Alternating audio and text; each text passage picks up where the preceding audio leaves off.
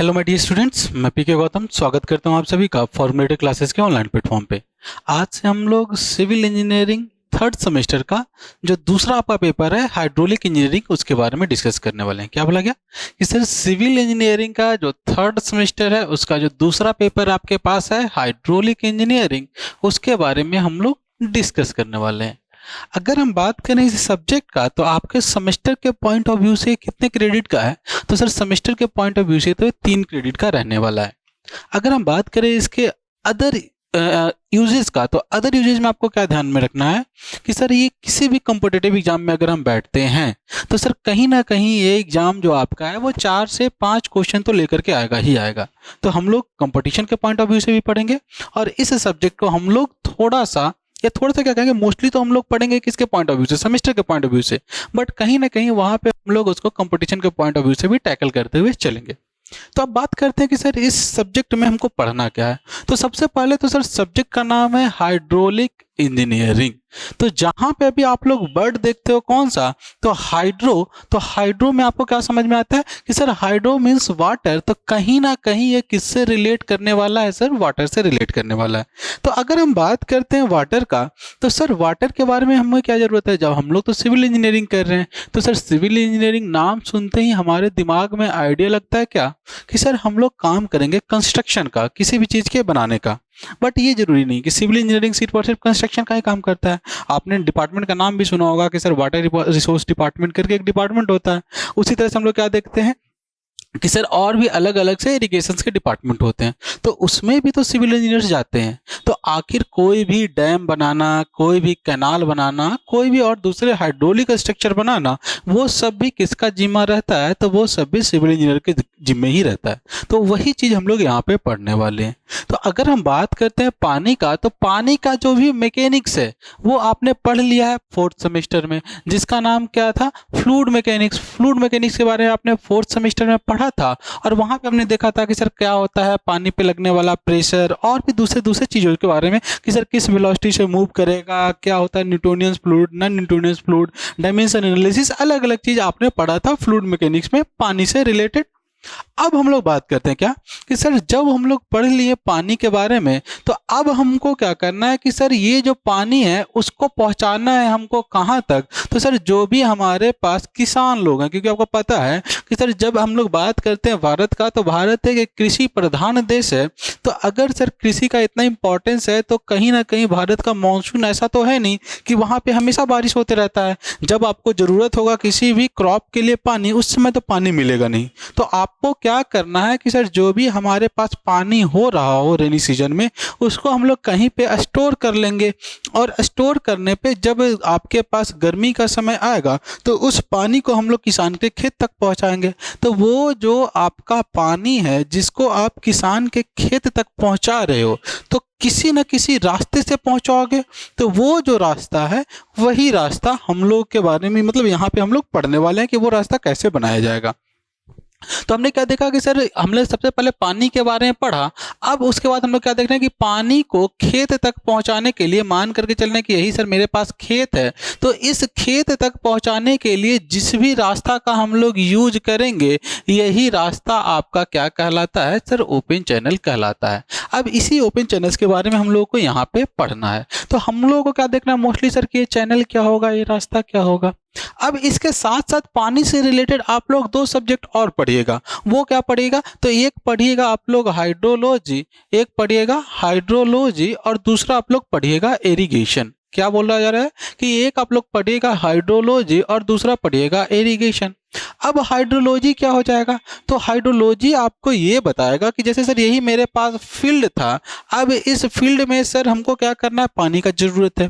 अब पानी का जब आपको जरूरत है तो सर कितना पानी आपको इस फील्ड पे पहुंच रहा है, तो पानी सर किस माध्यम से पहुंचेगा, तो सर कितना बारिश हो रहा है, कितना प्रिसिपिटेशन हो रहा है उसके बारे में। अब जब सर प्रिसिपिटेशन होगा तो कुछ पानी जो है वो फील्ड के अंदर चला जाएगा, तो फील्ड के अंदर चला जाएगा तो सर कितना इनफिल्ट्रेशन हो रहा है। उसी तरह से आप क्या देखिएगा कि सर जो पानी हो रहा है, कुछ पानी बह करके वापस से जो भी नदी वगैरह है वहाँ पे सर ये पानी चला जा रहा है, तो कितना रन ऑफ हो रहा है। ये अलग अलग चीज़ आप लोग पढ़िएगा, किसके कहाँ पे, तो हाइड्रोलॉजी में पढ़िएगा। अब उसके बाद एक और सब्जेक्ट है जिसको हम लोग बोल देते हैं इरिगेशन। अब इरिगेशन में आप लोग क्या देखते हैं कि सर ये जो फील्ड हमारे पास था, अब फील्ड पे हम लोग कौन सा क्रॉप ग्रो कर रहे हैं, ये मेरे पास जो क्रॉप रहने वाला है वो कौन सा क्रॉप रहने वाला है, कौन सा फसल रहने वाला है, क्योंकि हर फसल का सर अलग अलग यूटिलिटी होता है, पानी का अलग अलग रिक्वायरमेंट होता है। उसी तरह से हर एक सॉइल के लिए भी पानी का अलग अलग आपके पास रिक्वायरमेंट होगा। तो कितना इस क्रॉप के लिए पानी चाहिए, इसका यील्डिंग जो फील्ड है उसका यील्डिंग कैपेसिटी क्या है, जो क्रॉप है वो आपका रबी क्रॉप है या फिर खरीफ क्रॉप है, कैसा क्रॉप है, तो उस सब क्रॉप के बारे में हम लोग कहाँ पे पढ़ेंगे, इरिगेशन के बारे में, इरिगेशन सब्जेक्ट में पढ़ेंगे, जो कि आप लोग को हाइड्रोलॉजी और इरिगेशन जो सब्जेक्ट है वो आप लोग पढ़िएगा 6 सेमेस्टर में। तो आपको क्या देखने को मिल रहा है कि सर 4th सेमेस्टर में हमने पढ़ लिया फ्लूइड मैकेनिक्स के बारे में। अब ये जो पानी है, ये पानी को आपको कहाँ पहुंचाना है, खेत में पहुंचाना है। तो ये जो खेत में पहुंचाने का जो काम हो रहा है, जो रास्ता हो रहा है, उसी रास्ता के बारे में हमको पढ़ना है, कहाँ पे, 5th सेमेस्टर में पढ़ना है। तो अब हम लोग बात करते हैं कि सर ये रास्ता कैसे रहने वाला है, तो ऐसे समझते हैं इसको। तो यही अगर आप कहानी समझ पा रहे हो कि ये रास्ता के बारे में, तो पूरा का पूरा सब्जेक्ट का जो सिलेबस है वो इसी पे रहने वाला है। पहले मैं एक ब्रीफ सारा इंट्रो दे देता हूँ इस सारे टॉपिक के बारे में, इसके बाद हम लोग क्या करेंगे, हर एक टॉपिक के बारे में थोड़ा डिटेल से मैं आपको आज के क्लास में या आज के लेक्चर में एक्सप्लेन कर दूंगा। तो यहाँ पे देखिए सर, ये जो रास्ता आया तो आपने क्या देखा कि सर मान करके चल रहे हैं कि यही मैंने कोई एक नहर बना दिया, नहर मतलब कैनाल बना दिया। तो अभी जो सर आपके पास पानी आ रहा था इधर से, मान कर चलेंगे यही कोई नदी था, नदी के मोड़ पे, नदी के किनारे पे मैंने क्या किया सर, यहाँ से कोई एक नहर को मैंने निकाल दिया, यही मैंने नहर निकाला। तो अब तक जो पानी आपके पास फ्लो कर रहा था सर, अब तक जो पानी फ्लो कर रहा था तो फ्री वेलोसिटी से फ्लो कर रहा था, इसको रोकने वाला कोई नहीं था।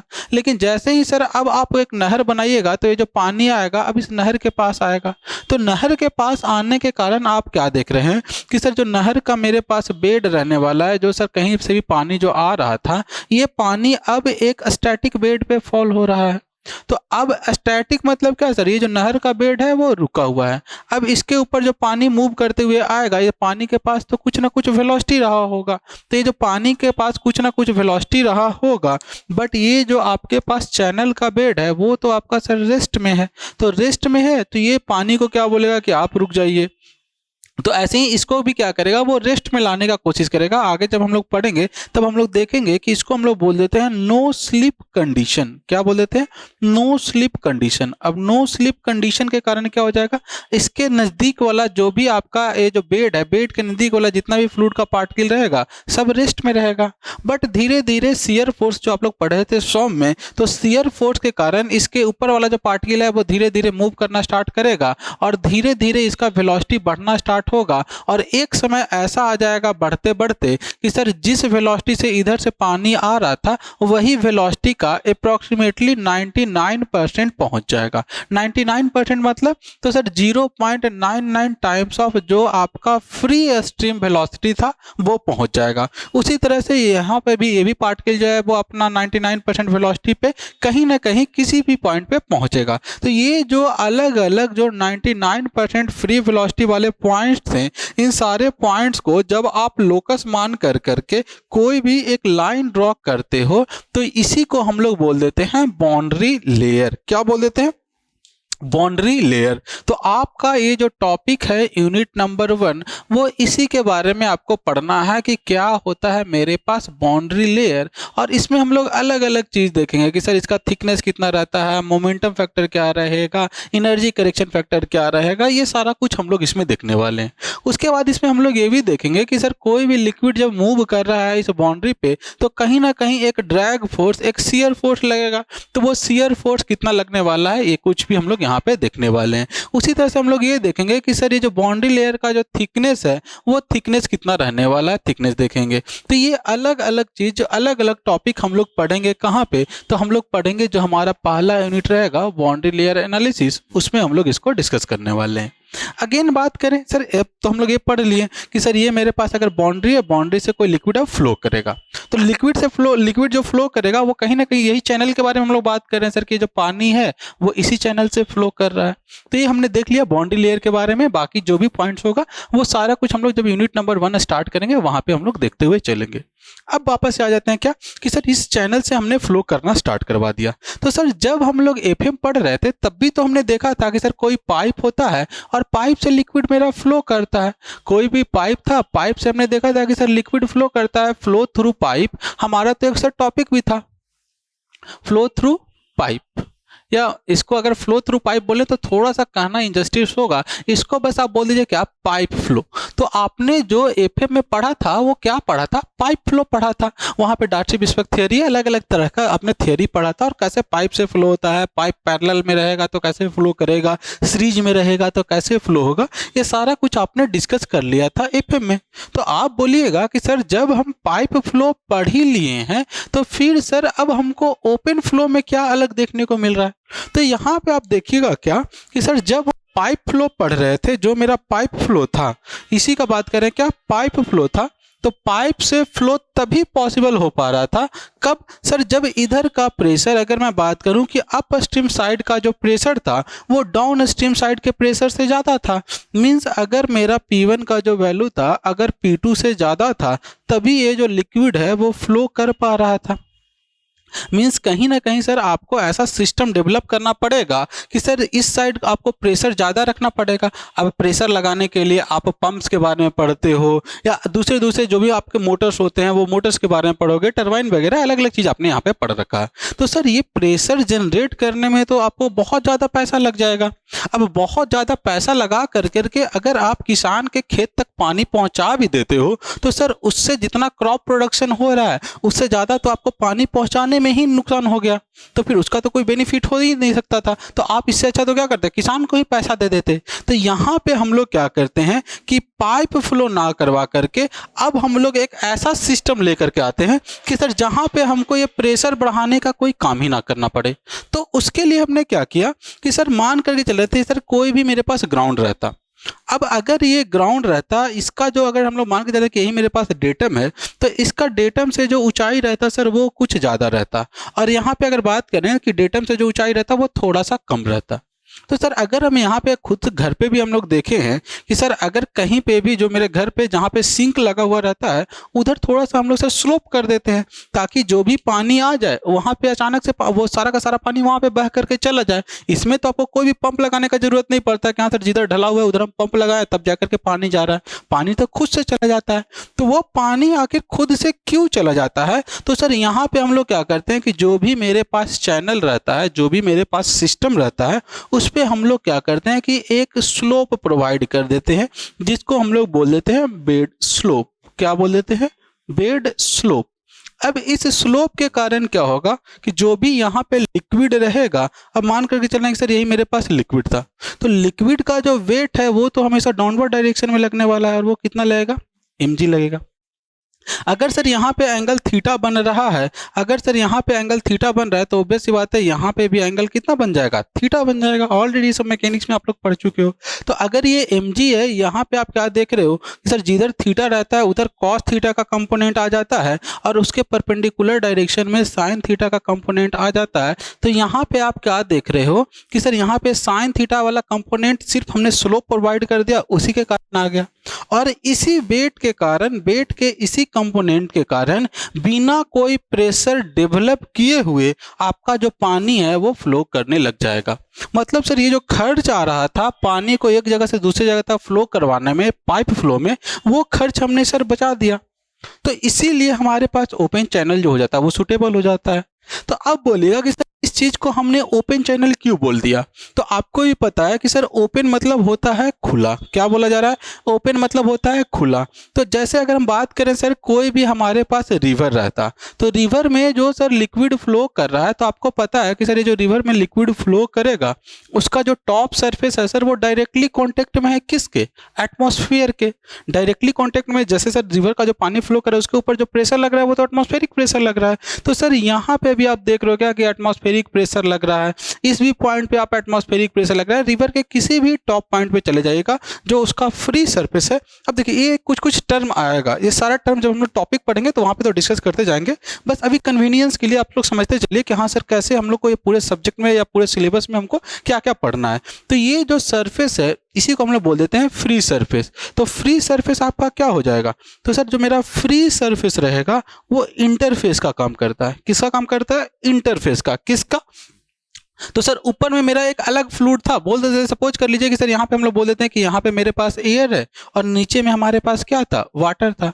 तो ये जो एयर और वाटर है, दो लिक्विड है, इसके बीच में जो इंटरफेस का काम कर रहा है, और वैसा इंटरफेस जो डायरेक्ट कांटेक्ट में रहे किसके, एटमॉस्फेयर के, तो उसी को हम लोग क्या बोल दे रहे हैं, फ्री सरफेस। आप लोग ये भी देख सकते थे ना कि सर अगर कोई लिक्विड है, नीचे में सर मेरे पास क्या रहता, वाटर रहता, और ऊपर में इसके ऊपर हम लोग क्या कर देते सर, तो Hg रख देते। तो Hg और वाटर दोनों के बीच में भी इंटरफेस है, बट इस इंटरफेस को हम लोग फ्री सरफेस नहीं बोलेंगे। फ्री सरफेस किसको बोलेंगे कि सर जो डायरेक्टली कांटेक्ट रहे किसका, एटमॉस्फेयर का, और दो फ्लूइड के बीच में एक इंटरफेस का काम करे, उसको बोल देंगे फ्री सरफेस। तो अगर फ्री सरफेस रहेगा, और फ्री सरफेस रहेगा तो वो एटमॉस्फेयर के कांटेक्ट में रहेगा, इसीलिए उसको हम लोग क्या बोल देते हैं, ओपन चैनल बोल देते हैं। तो आपका जो सेकंड यूनिट रहेगा वो इसी के बारे में पढ़ना है कि ओपन चैनल फ्लो क्या होता है, ओपन चैनल फ्लो OCF क्या होता है, इसी के बारे में हम लोग पढ़ेंगे, बस इंट्रोडक्शन लेंगे। अब जैसे ही आपको ओपन चैनल फ्लो का आइडिया लग गया कि सर वहाँ पे कोई भी प्रेशर हमको अप्लाई करने का ज़रूरत नहीं है, बिना किसी प्रेशर डिफरेंस के अगर आपके पास कोई भी लिक्विड है तो उसका ये जो mg sin थीटा का कंपोनेंट था, उसके कारण मेरा लिक्विड फ्लो कर रहा था, उसी कारण हमने क्या देखा सर कि जो हमारा खर्च आ रहा था प्रेशर बढ़ाने का, वो खर्च मेरा कम हो जा रहा था। तो यही खर्च बढ़ाने के लिए, बचाने के लिए ही, मतलब खर्च बचाने के लिए हम लोग क्या कर रहे थे, ओपन चैनल फ्लो के बारे में पढ़ रहे थे। तो इसमें हम लोग यही देखेंगे कि सर क्या होता है मेरा ओपन चैनल फ्लो, या क्या होता है पाइप फ्लो, दोनों में डिफरेंस क्या होता है, ये सारा कुछ हम लोग डिस्कस करने वाले हैं। किस में, तो सर मॉड्यूल नंबर 2 में हम लोग डिस्कस करने वाले हैं। उसी के साथ साथ हम लोग जब ओपन चैनल फ्लो पढ़ेंगे तो हम लोग सर अलग अलग टाइप्स ऑफ फ्लो के बारे में बात करेंगे, और यही जो आपका टाइप्स ऑफ फ्लो है वो आगे चल कर करके पूरा आपका सिलेबस बनाने वाला है। क्या बोल दिया गया कि सर ये जो ओपन चैनल फ्लो अभी हम लोग देख लिए कि ओपन चैनल अगर खुला रास्ता हो जहां से मेरा पानी बह रहा हो, चाहे वो नदी हो, चाहे वो तालाब हो, या बात करेंगे चाहे वो झील हो, जो भी डायरेक्ट कांटेक्ट में रहे उसका फ्री सरफेस एटमॉस्फेयर का, उसको हमने बोल दिया ओपन चैनल। तो अगर सर ओपन चैनल में होने वाले फ्लो का बात करें तो वो फ्लो कितने टाइप का होगा, वही फ्लो आपका आगे का पूरा टॉपिक डिसाइड करने वाला है। तो सर अगर हम बात करें टाइप्स ऑफ फ्लो का, तो फ्लो खुद से समझिएगा कि सर फ्लो कितने टाइप का हो सकता है। तो यहाँ से एक चीज समझिएगा कि सर जब हम लोग एफएम पढ़ रहे थे तो एफएम में हमने पढ़ा था फ्लूइड के बारे में, किसके बारे में, कोई भी फ्लूइड के बारे में, और यहाँ पे बात किया जा रहा है फ्लो के बारे में। तो दोनों में थोड़ा सा फर्क है, पहले वो फर्क को समझते हैं। तो जब फ्लूइड का बात किया गया तो सर फ्लूइड मतलब वाटर हमारे पास एक फ्लूइड हो गया, अगर बात किया जाए तो Hg हमारे पास फ्लूइड हो गया, अगर बात किया जाए तो मिल्क हमारे पास एक फ्लूइड हो गया, एयर हमारे पास एक फ्लूइड हो गया, तो ये फ्लूइड हो गया।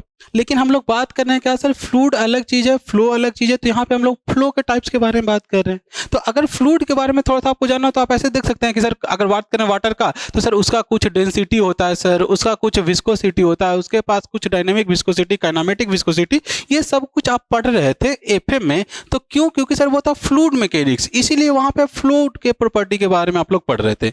बट यहाँ पे आपका पास सब्जेक्ट जो है वो है ओपन चैनल फ्लो, तो हम लोग किसके बारे में पढ़ेंगे, फ्लो के बारे में पढ़ेंगे। तो अगर फ्लो के बारे में आपसे पूछा जाए तो फ्लो क्या होगा कि सर कोई भी मेरे पास नदी है, उस नदी में सर मेरा डेप्थ ऑफ फ्लो कितना रहने वाला है, तो आपके पास डेप्थ ऑफ फ्लो हो गया। सर ये जो पानी बह रहा है किस वेलोसिटी से बह रहा है, तो सर इसका वेलोसिटी कितना रहने वाला है। इस नहर से, सर इस कैनाल से हमको कितना डिस्चार्ज मिलने वाला है, तो ये डिस्चार्ज भी आपका क्या हो गया, फ्लो प्रॉपर्टी हो गया। तो हम लोग यहाँ पे ये डेप्थ ऑफ फ्लो क्या रहने वाला है, वेलोसिटी क्या रहने वाला है, डिस्चार्ज क्या रहने वाला है, इन सारे प्रॉपर्टी के बारे में हम लोग डिस्कस करने वाले हैं। तो इन्हीं सारे प्रॉपर्टी के बेसिस पे हमने क्या किया कि फ्लो को अलग अलग टाइप में बांटा। इसमें जो सबसे पहला टाइप आपके पास आ जाएगा उसको हम लोग बोल दे रहे थे यूनिफॉर्म फ्लो। क्या बोल देते, यूनिफॉर्म फ्लो। और सर जो दूसरा आ गया उसको हमने बोल दिया स्टेडी फ्लो। क्या बोल दिया, स्टेडी फ्लो। अब समझते हैं कि सर यूनिफॉर्म फ्लो और स्टेडी फ्लो क्या होता है उसके बारे में।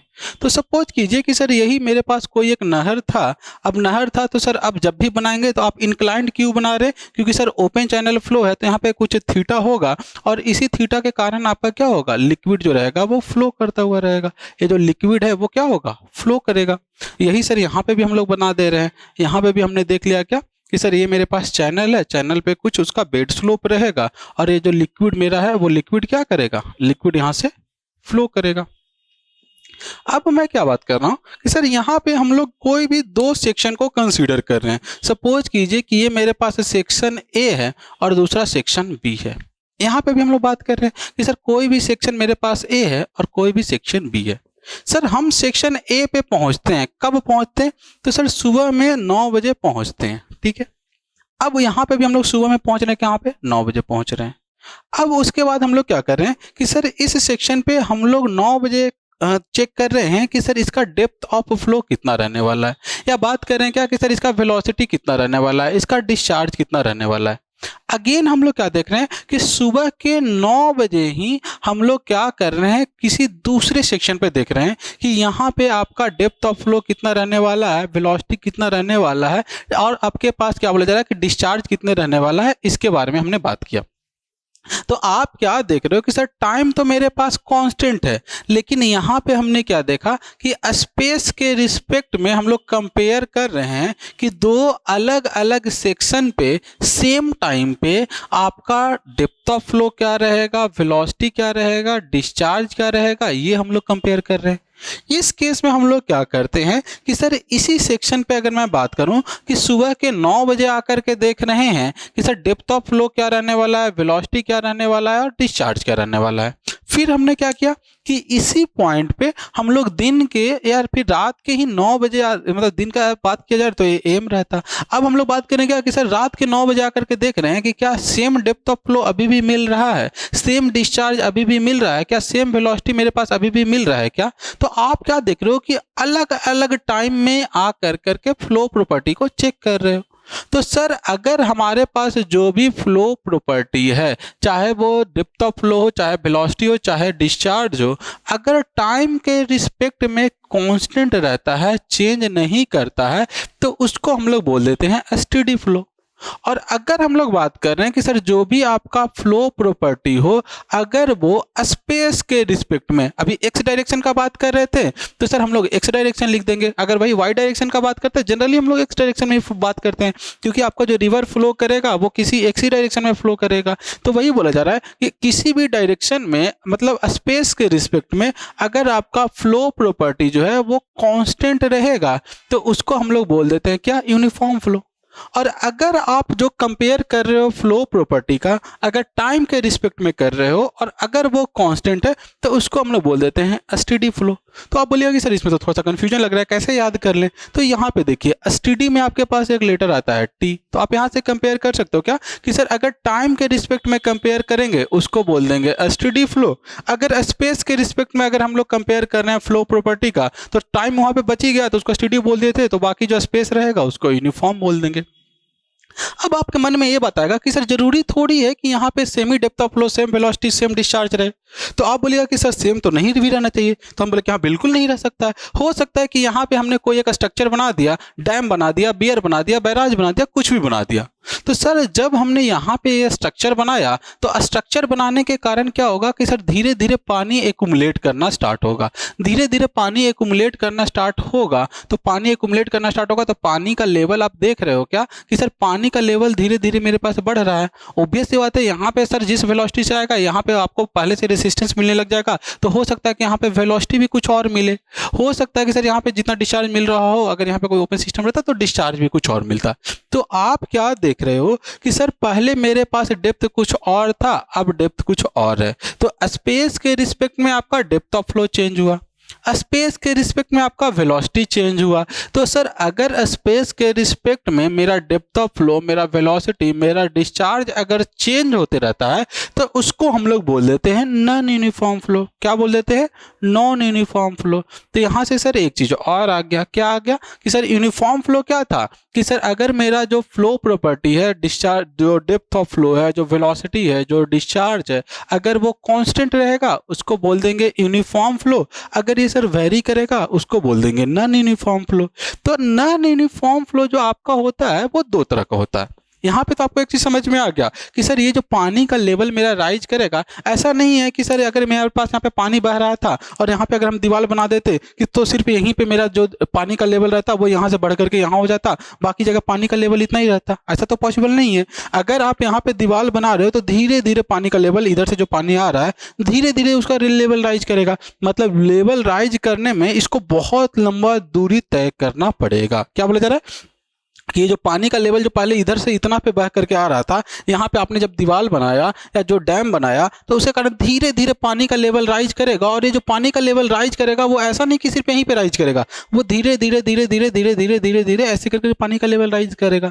मतलब आप क्या देख रहे हो कि सर ये जो वेरिएशन हो रहा है, ये जो डेप्थ का जो वेरिएशन हो रहा है वो ग्रेजुअली वेरी कर रहा है। कैसे वेरी कर रहा है? ग्रेजुअली वेरी कर रहा है। तो इसको हम लोग बोल देते हैं ग्रेजुअली वेरिड फ्लो। क्या बोल देते हैं? Gradually varied flow. अब हम लोग समझते हैं कि सर अगर हमने क्या किया कि जस्ट यही कंडीशन सर हम लोग यहाँ पे फिर से समझते हैं कि ठीक है सर, हमने यहाँ पे क्या किया कि यहाँ पे हमने सर एक ऐसा गेट जैसा बना दिया था। क्या बना दिया था? तो सर हमने गेट जैसा बना दिया था। आगे हम लोग पढ़ेंगे भी कि स्लुइस गेट क्या होता है। तो सर हमने एक ऐसा गेट जैसा बना दिया। अभी सर हमने क्या किया कि पानी हमको आगे नहीं छोड़ना था, तो यहाँ पे हमने क्या किया कि सर पानी जब इसने गेट बंद किया तो धीरे धीरे पानी का लेवल इधर बढ़ने लगेगा। पानी का लेवल धीरे धीरे इधर से ऐसे ऐसे बढ़ना स्टार्ट होगा, बढ़ना स्टार्ट होगा, बढ़ना स्टार्ट होगा, बढ़ना स्टार्ट होगा, बढ़ना स्टार्ट होगा। मतलब ये सर बहुत लंबा लेंथ रहेगा। दिखने में आपको यहाँ पे अभी छोटा लग रहा है, बट ये लेंथ जो रहेगा वो बहुत लंबा रहेगा। आप इसको इमेजिन भी कर सकते हो। तो पानी का जो लेवल है वो धीरे धीरे बढ़ रहा है, तो इसीलिए इसको हमने क्या बोल दिया? ग्रेजुअली वेरिड फ्लो बोल दिया। अब सर आप क्या देखिएगा कि सर जैसे ही पानी यहाँ पे एक्युमुलेट होना स्टार्ट हुआ तो सर यहाँ पे जो मेरा हाइट रहने वाला है धीरे धीरे हाइट बढ़ेगा। अगर हाइट बढ़ेगा तो सर कहीं ना कहीं हम लोग पढ़े थे कि सर जो मेरा पोटेंशियल एनर्जी होता है वो mgh हो जाता है। मतलब यहाँ पे का जो लिक्विड रहेगा उसमें बहुत ज़्यादा पोटेंशियल एनर्जी रहेगा। अब हमने क्या किया कि सर हम लोग अचानक से क्या किए कि इस गेट को ओपन कर दिए। अचानक से क्या किए, अब खुद से देखिए कि सर जैसे ही यहाँ पे गेट बंद करेंगे तो आगे वाला जो पानी रहेगा धीरे धीरे उसका लेवल कम होते जाएगा।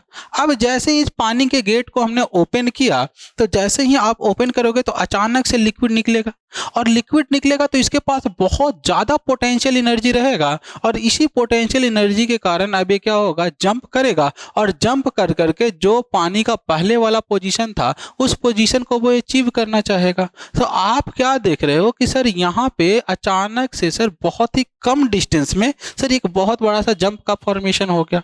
इसी को बोल देते हैं हाइड्रोलिक जंप। अब यहाँ पे देख रहे हो क्या कि ये जो पानी का लेवल है जो यहाँ पे कुछ और है और यहाँ पे कुछ और आ गया। मतलब बहुत कम डिस्टेंस में सर पानी का लेवल वेरी कर गया, पानी का लेवल चेंज कर गया, वो भी बहुत जल्दी से। मतलब सर बहुत रैपिडली आपके पास क्या हो गया, जो फ्लो है वो वेरी कर गया। मतलब इसको हम लोग क्या बोल देंगे? रैपिडली वेरिड फ्लो बोल देंगे, RVF बोल देंगे। और यहीं पे आप क्या देख रहे हो कि RVF के बाद ही आपके पास क्या हो रहा है? सर जंप का फॉर्मेशन हो रहा है। इसी को हम लोग क्या बोल दे रहे हैं? हाइड्रोलिक जंप बोल दे रहे हैं। तो आपने क्या देखा कि सर यहाँ पे हमारे पास धीरे धीरे पानी का लेवल बढ़ रहा था, इसको ग्रेजुअली वेरिड फ्लो बोल रहे थे। यहाँ पे जल्दी से पानी बढ़ गया, इसको हमने क्या बोल दिया? रैपिडली वेरिड फ्लो बोल दिया। तो यहाँ से हम लोग बोल सकते हैं क्या कि सर जो मेरे पास नॉन यूनिफॉर्म फ्लो था वो नॉन यूनिफॉर्म फ्लो कितने तरह का हो जाएगा? दो तरह का हो जाएगा। एक को बोल देंगे ग्रेजुअली वेरिड फ्लो और दूसरे को बोल देंगे रैपिडली वेरिड फ्लो। दूसरे को क्या बोल देंगे? Rapidly varied flow. तो अब आ जाते हैं वापस से अपने टॉपिक पे। तो सबसे पहले हमने क्या देखा कि सर पानी मेरे पास कहीं पे भी कोई भी चैनल बना है तो जब पानी छोड़ा गया तो सर चैनल तो मेरा रेस्ट में था। तो चैनल जब रेस्ट में था तो पानी जब इस पे कांटेक्ट में आएगा तो उसके लिए हमने क्या देखा कि सर बाउंड्री लेयर थियरी देखा कि पानी कैसे कैसे धीरे धीरे इसका वेलोसिटी बढ़ेगा। पहला हमने चैप्टर पढ़ लिया बाउंड्री लेयर थियरी। दूसरा हमने क्या देखा कि सर पाइप फ्लो में प्रेशर बहुत ज़्यादा लग रहा था, तो प्रेशर को कम करने के लिए हमने कुछ स्लोप प्रोवाइड कर दिया। स्लोप के इस कंपोनेंट के कारण पानी मेरा इजिली फ्लो करने लग गया। तो जो यहाँ पे प्रेशर लग रहा था वो प्रेशर का वैल्यू हो गया, कम हो गया। तो अब आपने यहाँ पे क्या देखा कि सर जब प्रेशर का वैल्यू कम हो गया तो जिसके कारण बिना किसी प्रेशर के इक्विपमेंट लगाए हुए पानी मेरा इजीली फ्लो कर रहा था, खर्चा बच रहा था। तो इसलिए इसको हमने बोल दिया क्या कि सर इसमें फ्री सरफेस होता है, डायरेक्ट कॉन्टेक्ट टू एटमॉस्फेयर रहता है, इसीलिए इसको हमने क्या बोल दिया कि सर ओपन है, इसलिए इसको नाम हमने दे दिया ओपन चैनल फ्लो। तो दूसरा टॉपिक में हमने पढ़ लिया ओपन चैनल फ्लो के बारे में। अब तीसरा चैप्टर में हमने ये देखा था कि सर कोई भी लिक्विड रहेगा, अगर उसका जो फ्लो प्रॉपर्टी है, वेलोसिटी है, डेप्थ ऑफ फ्लो है, डिस्चार्ज है, अगर स्पेस के रिस्पेक्ट में कांस्टेंट रहेगा उसको हम लोग बोल देते हैं क्या, यूनिफॉर्म फ्लो। तो सर थर्ड टॉपिक जो हमारे पास आ जाना चाहिए था वो यूनिफॉर्म फ्लो के बारे में आ जाएगा। तो यहाँ पे हम लोग देखेंगे कि सर यूनिफॉर्म फ्लो क्या होता है और क्या क्या और दूसरे दूसरे टाइप का फ्लो होता है। यूनिफॉर्म फ्लो में कैसे सर हम लोग एनर्जी इक्वेशन लगाएंगे, कैसे कंटिन्यूटी इक्वेशन लगाएंगे, अलग अलग चीज हम लोग देखेंगे। कब? जब इस चैप्टर में हम लोग मॉड्यूल नंबर 3 पढ़ रहे होंगे तब। अब एक बार सर जब हमारे पास यूनिफॉर्म फ्लो हो गया तो यूनिफॉर्म फ्लो के बाद सर नेक्स्ट चैप्टर हमारे पास क्या आ जाएगा सर, तो नॉन यूनिफॉर्म फ्लो आ जाएगा। अब नॉन यूनिफॉर्म फ्लो में हम लोग देखेंगे कि सर अलग अलग तरह का एनर्जी इक्वेशन हम लोग देखेंगे कि एनर्जी इक्वेशन कैसा होता है। वहां पे हम लोग देखेंगे कि सर एनर्जी डेप्थ का रिलेशनशिप जो होता है वो कैसे एक क्यूबिकल फॉर्म में होता है। सर क्या होता है अगर एक ही इधर हम लोग क्या रख देते हैं सर, इधर एनर्जी रख देते हैं, इधर मेरे पास डेप्थ ऑफ फ्लो रहता है। एक ही एनर्जी पे आपके पास दो तरह का डेप्थ देखने को मिलता है जिसको हम लोग बोल देते हैं अल्टरनेट डेप्थ। तो क्या होता है sir alternate depth, specific energy क्या होता है, स्पेसिफिक फोर्स क्या होता है कंजुगेट डेप्थ, ये सारा कुछ हम लोग देखने वाले हैं। कब? तो सर जब हम लोग नॉन यूनिफॉर्म फ्लो पढ़ रहे होंगे तब। अब नॉन यूनिफॉर्म फ्लो में ही आपको पढ़ लेना है और क्या, तो सर ग्रेजुअली वेरिड फ्लो भी आपको नॉन यूनिफॉर्म फ्लो में ही पढ़ लेना है। तो सर हम लोग यहाँ पे ये भी देखेंगे कि ग्रेजुअली वेरिड फ्लो का इक्वेशन क्या होता है जो आपके सेमेस्टर के पॉइंट ऑफ व्यू से बहुत ज़्यादा इंपॉर्टेंट हो जाता है। उसका जो डेरिवेशन हम लोग करेंगे, जो डायनेमिक इक्वेशन निकालेंगे ग्रेजुअली वेरिड फ्लो का, वो इक्वेशन शॉर्ट आपके सेमेस्टर में आएगा। उससे न्यूमेरिकल आएगा, टाइप्स ऑफ हम लोग फ्लो देखेंगे कि कहाँ पे M1 प्रोफाइल बन रहा है, कहाँ पे M2 प्रोफाइल बन रहा है। अभी ये सब सुनने में आपको बिल्कुल नया नया लगेगा, लेकिन जैसे ये टॉपिक सारा हम लोग पढ़ते जाएंगे और हाँ सब्जेक्ट को ऐसे पढ़ते चलना है कि आप प्रैक्टिकली हम लोग अपने लाइफ में कैसे यूटिलाइज कर रहे हैं। अगर वो सोच करके आप पढ़िएगा तो फिर आपको समझने में भी मदद मिलेगा और आप इसको प्रैक्टिकली पढ़िएगा तो पढ़ने में भी आनंद आएगा, एक फील आएगा कि हाँ सर हम इस सब्जेक्ट को पढ़ रहे हैं। तो यहाँ पे हमने क्या देख लिया कि सर नॉन यूनिफॉर्म फ्लो में हम लोग पढ़ने वाले हैं किसके बारे में, ग्रेजुअली वेरिड फ्लो के बारे में हम लोग पढ़ने वाले हैं। उसके बाद सर हमारे पास क्या आ जाएगा, तो सर उसके बाद हमारे पास आ जाएगा रैपिडली वेरिड फ्लो। तो अगला जो चैप्टर आ जाना चाहिए था सर वो आ जाएगा हमारे पास किसके बारे में, तो सर रैपिडली वेरिड फ्लो। अब यही रैपिडली वेरिड फ्लो ना लिख करके आपके सिलेबस में इसको मेंशन कर दिया है क्या, हाइड्रोलिक जंप। और यहाँ पे हम लोग देखे ही थे कि सर जैसे ही सडनली हम लोग गेट ओपन किए तो गेट ओपन करने के कारण ये जो लिक्विड का लेवल था अचानक से सर राइज करेगा और राइज करेगा तो यहीं पे जंप का फॉर्मेशन करेगा और इसी चीज को हम लोग क्या बोल दे रहे हैं, हाइड्रोलिक जंप बोल दे रहे हैं। तो जो आपका नेक्स्ट टॉपिक आएगा वो क्या आ जाएगा, हाइड्रोलिक जंप आ जाएगा, मतलब रैपिडली वेरिड फ्लो आ जाएगा। तो सर इतना कुछ देखने के बाद फिर हमारे पास क्या हो जाता है, जैसे खुद से इमेजिन कीजिए कि सर कोई भी हमने स्ट्रक्चर बनाया, सपोज कीजिए कि यही मेरे पास, यहीं पे मैं बना दे रहा हूँ, यहाँ पे सर हमने कोई एक स्ट्रक्चर बनाया, ठीक है। इधर मेरे पास सर कोई एक स्ट्रक्चर था। अब इस स्ट्रक्चर में हमने क्या देखा सर कि धीरे धीरे पहले पानी ऐसे बह रहा था, स्ट्रक्चर बनने के मतलब पहले यूनिफॉर्म फ्लो था, जैसे ही ये स्ट्रक्चर बनाएंगे धीरे धीरे पानी का लेवल बढ़ता रहेगा। तो सर ये हमारे पास क्या हो जाएगा, ये ग्रेजुअली वेरिड फ्लो हो गया। अब एक समय ऐसा आएगा कि सर ये पानी जो होगा वो बह करके ऊपर से नीचे गिरना स्टार्ट हो जाएगा।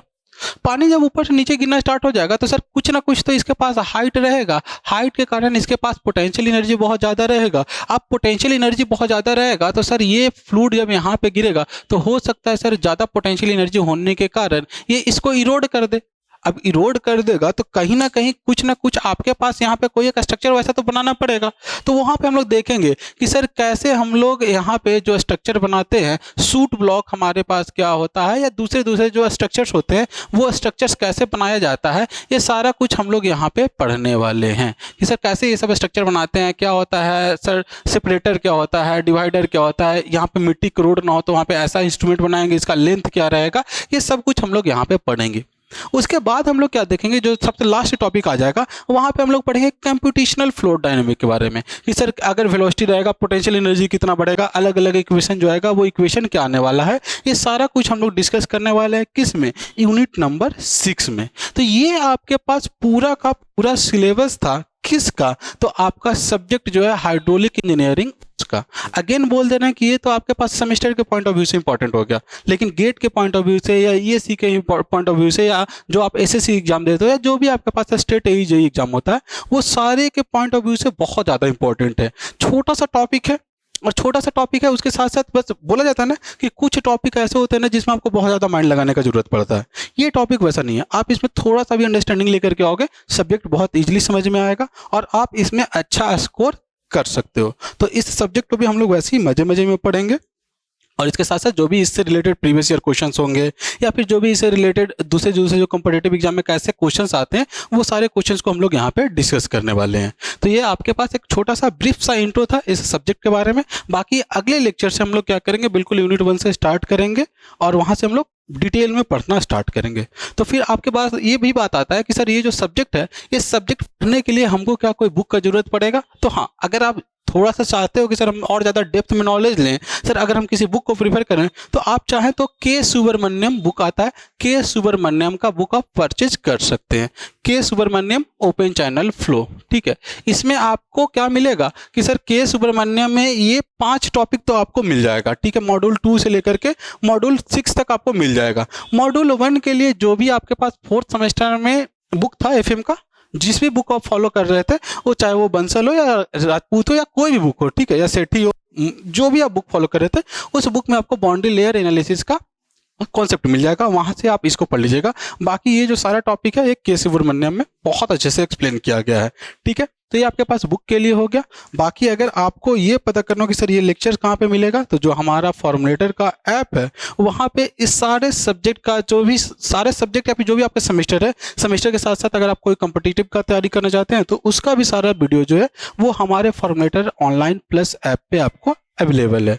तो डिटेल जानकारी के लिए जो आपको कॉन्टैक्ट नंबर यहाँ पे दिखाई दे रहा होगा, उस कॉन्टैक्ट नंबर पे आप कॉन्टैक्ट कर लीजिए। मिलते हैं आपसे अगले क्लास में। Thank you.